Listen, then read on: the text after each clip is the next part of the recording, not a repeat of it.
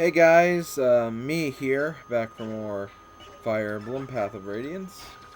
This is video 4 out of 5 for this chapter, so we're almost done. In this chapter, we're pretty much going to start, or this video, I mean. In this video, we're going to start surrounding the boss, who is actually really easy. And who has actually been a thorn in our side for so long, almost since the beginning, so... we're finally going to get rid of her in the 100th episode, so yeah, that's kind of convenient. Not only that, but we'll also be in Crimea in the 100th episode, so it's almost like a 100th episode homecoming special, almost. Kind of amazing how that actually worked out, but yeah, the game's pretty much downhill from here as far as length is concerned. Because after this chapter, we have about, let's see, I'd say 5 or 6 more chapters. One is actually really short. A few of them are pretty long. And the final chapter is kind of long. It's not too bad. It really depends on how fast you go. And if I keep encountering or keep making a lot of mistakes in my recordings, then I should be able to go faster on my second attempts. Which means that the video should just be going by fast now, so we'll see what happens. One chapter I'm not looking forward to is chapter 25. For those of you who've actually played the game, you might know what I'm talking about, but I won't discuss it too much because it's something you really gotta see to believe. Now, I believe once Ike reaches, or any unit actually, I think once any unit reaches the point that's right next to the ballista, the first ballista, or the ballista where Ike is right now, I think that's the trigger for when the Crimean soldiers start to actually move. If anyone knows the specific trigger, go ahead and tell me, but I'm pretty sure it has to do with what position you are or in what location you reach, because this didn't really happen to me in the last time I recorded this. Because around this time is actually when I got that disk read error, so I was about 4 videos in, and then I got the disk read error, so that was very annoying. Just moving my units forward. Enemy phase. Elixir? That's such a pansy move.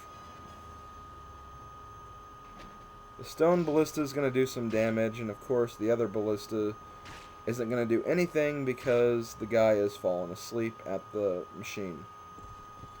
That's one of the reasons why I brought Mist's sleep staff to this chapter, because I thought I could use it to my advantage and significantly weaken the ballistas. But it didn't really help me that much. I only had 1 successful hit.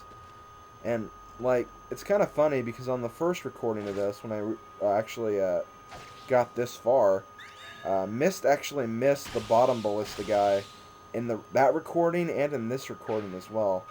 And she had about an 80% chance of hitting him, so that was still a pretty good chance to actually work.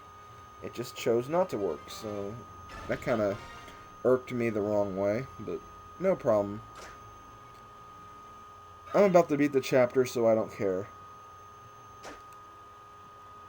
Oh, and for those of you wondering what that little, I really don't know how to describe it, but that little sound, I have no idea what that is. I think it's because I have so many programs working at once that it's kind of just like making that sound and let me know that it's doing a lot of stuff, I guess.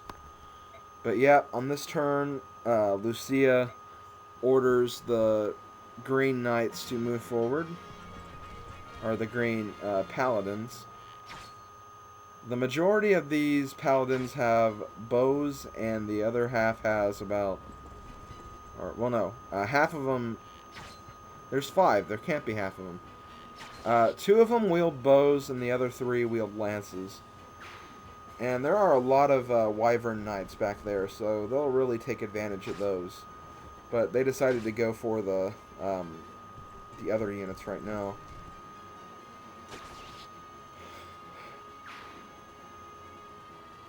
Yeah, I'm kind of mad at them, though, because they're taking my kills. I mean, they are literally taking my kills right now.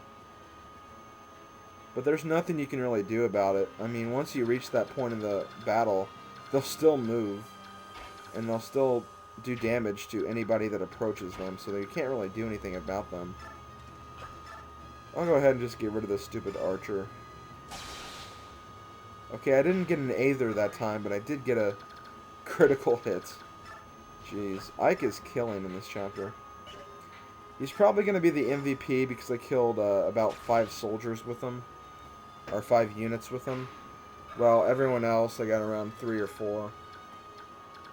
So he's probably going to be the MVP, but the sooner I level him up to level 2020, the less I'll use him, because once he becomes at that level, he's kind of useless.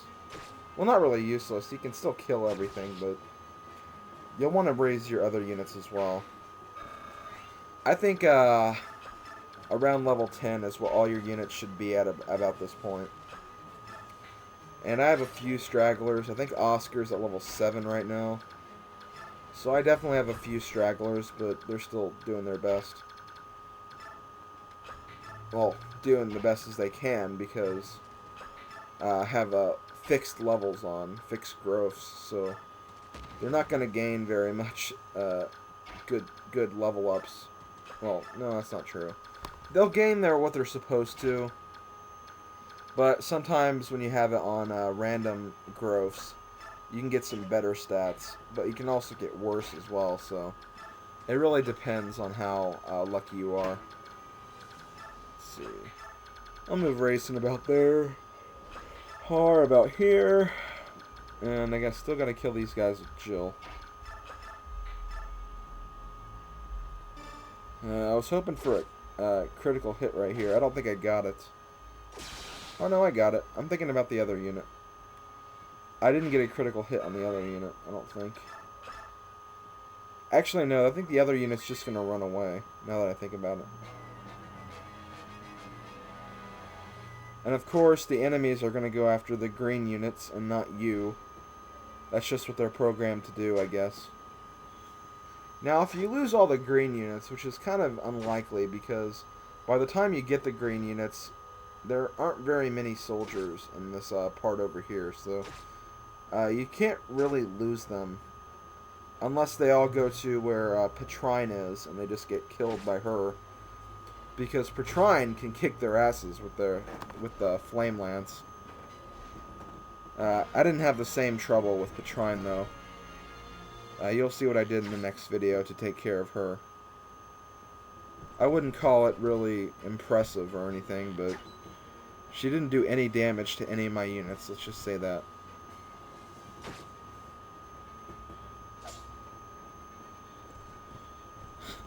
I like how they're all teaming up on that one Cavalier, and it still took all of them just to finally kill him. I mean, it literally took every single one of their soldiers to just kill that one Cavalier. And of course, they're all now in Petrine's range, so one of them will die. Let's see, I'll go ahead and move Mist over here. Or right here. I just want to make sure she's not in range of those stupid wyverns. Although she probably wouldn't die. I really don't want her to take damage right now. Let's see, there's just wyverns though, that's all they are. And they all have lances, so none of them have axes or anything. So I'll just move Boyd and Kieran up there. Although I think the green units are going to try to kill them next turn anyways. And of course, some of them have bows, so they are going to kill one of them at least. Or they're going to kill a few of them at least. Yep, that wyvern tried to get away, but it was useless. Because Jill is amazing. Jill really is amazing. I'm surprised how awesome she is in this one playthrough. Like, I've had awesome Jills before, but I think I kind of got screwed with her stats sometimes. So this is really the best time I've ever seen a Jill, because she has some pretty good growths. They could be better, but they're right on for the most part. Steel Lance. Ugh, I'm sorry guys, I'm really tired right now.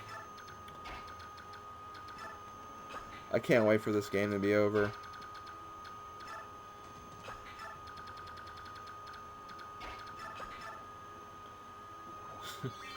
Yeah, I walked Zahark into 2 traps just because I wanted to show you where some of them were.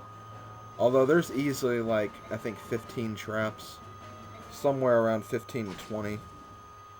I only found 3 of them, though. And see, look how she massacred that one paladin. If you still have that ward staff, use it. Because she does do quite a bit of damage for a magic weapon.